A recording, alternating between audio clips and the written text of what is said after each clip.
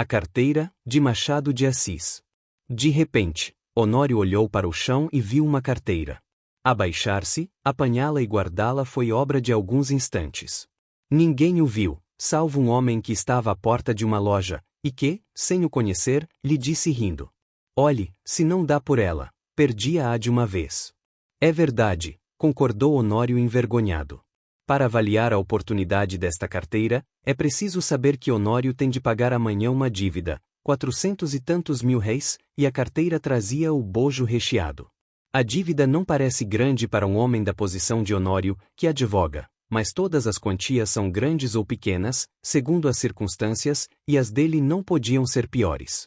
Gastos de família excessivos, a princípio por servir a parentes, e depois por agradar a mulher, que vivia aborrecida da solidão. Baile daqui, jantar dali, chapéus, leques, tanta coisa mais, que não havia remédio senão ir descontando o futuro. Endividou-se.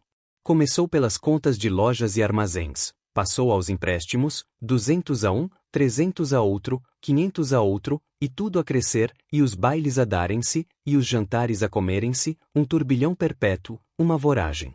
"Tu agora vais bem, não?" dizia-lhe ultimamente o Gustavo C., advogado e familiar da casa. "Agora vou", mentiu Honório. A verdade é que ia mal. Poucas causas, de pequena monta, e constituintes remissos. Por desgraça perderá ultimamente um processo, com que fundara grandes esperanças. Não só recebeu pouco, mas até parece que ele lhe tirou alguma coisa a reputação jurídica. Em todo caso, andavam mofinas nos jornais. Dona Amélia não sabia nada. Ele não contava nada à mulher, bons ou maus negócios. Não contava nada a ninguém. Fingia-se tão alegre como se nadasse em um mar de prosperidades. Quando Gustavo, que ia todas as noites à casa dele, dizia uma ou duas pilhérias, ele respondia com 3 e 4, e depois ia ouvir os trechos de música alemã, que Dona Amélia tocava muito bem ao piano, e que o Gustavo escutava com indizível prazer, ou jogavam cartas, ou simplesmente falavam de política. Um dia, a mulher foi achá-lo dando muitos beijos à filha, criança de 4 anos, e viu-lhe os olhos molhados, ficou espantada, e perguntou-lhe o que era. "Nada, nada." Compreende-se que era o medo do futuro e o horror da miséria. Mas as esperanças voltavam com facilidade. A ideia de que os dias melhores tinham de vir dava-lhe conforto para a luta. Estava com 34 anos, era o princípio da carreira, todos os princípios são difíceis. E toca a trabalhar, a esperar, a gastar, pedir fiado ou emprestado, para pagar mal e a más horas. A dívida urgente de hoje são os malditos 400 e tantos mil réis de carros.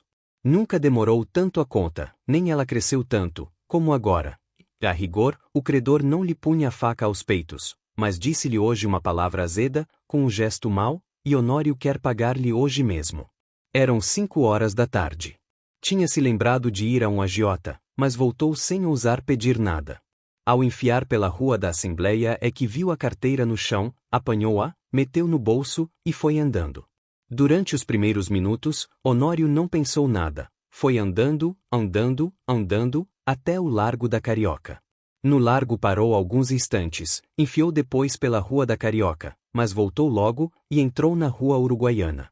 Sem saber como, achou-se daí a pouco no Largo de S. Francisco de Paula, e ainda, sem saber como, entrou em um café. Pediu alguma coisa e encostou-se à parede, olhando para fora. Tinha medo de abrir a carteira. Podia não achar nada, apenas papéis e sem valor para ele. Ao mesmo tempo, e esta era a causa principal das reflexões, a consciência perguntava-lhe se podia utilizar-se do dinheiro que achasse. Não lhe perguntava com o ar de quem não sabe, mas antes com uma expressão irônica e de censura. Podia lançar mão do dinheiro, e ir pagar com ele a dívida? Eis o ponto. A consciência acabou por lhe dizer que não podia, que devia levar a carteira à polícia, ou anunciá-la. Mas tão depressa acabava de lhe dizer isto, vinham os apuros da ocasião, e puxavam por ele, e convidavam-no a ir pagar a cocheira. Chegavam mesmo a dizer-lhe que, se fosse ele que a tivesse perdido, ninguém iria entregar-lhe, insinuação que lhe deu ânimo. Tudo isso antes de abrir a carteira. Tirou-a do bolso, finalmente, mas com medo, quase às escondidas, abriu-a, e ficou trêmulo. Tinha dinheiro, muito dinheiro, não contou, mas viu 2 notas de 200 mil réis, algumas de 50 e 20, calculou uns 700 mil réis ou mais, quando menos, 600. Era a dívida paga, eram menos algumas despesas urgentes. Honório teve tentações de fechar os olhos, correr à cocheira, pagar, e, depois de paga a dívida, adeus, reconciliar-se-ia consigo. Fechou a carteira, e com medo de a perder, tornou a guardá-la. Mas daí a pouco tirou-a outra vez, e abriu-a, com vontade de contar o dinheiro. Contar para quê? Era dele? Afinal venceu-se e contou, eram 730 mil réis. Honório teve um calafrio. Ninguém viu, ninguém soube. Podia ser um lance da fortuna, a sua boa sorte, um anjo. Honório teve pena de não crer nos anjos. Mas por que não havia de crer neles? E voltava ao dinheiro, olhava, passava-o pelas mãos, depois, resolvia o contrário, não usar do achado, restituí-lo. Restituí-lo a quem? Tratou de ver se havia na carteira algum sinal. Se houver um nome, uma indicação qualquer, não posso utilizar-me do dinheiro, pensou ele. Esquadrinhou os bolsos da carteira.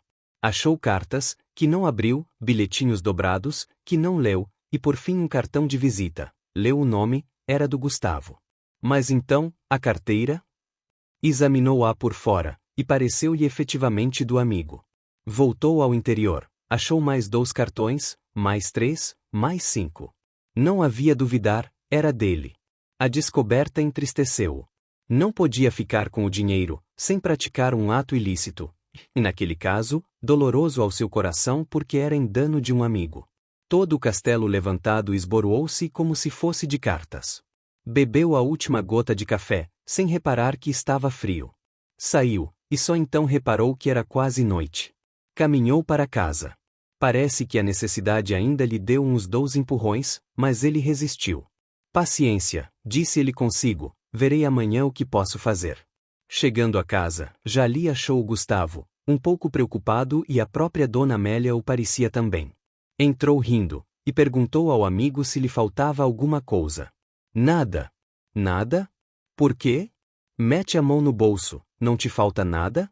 Falta-me a carteira, disse o Gustavo sem meter a mão no bolso. Sabe se alguém a achou? Achei-a eu, disse Honório entregando-lhe.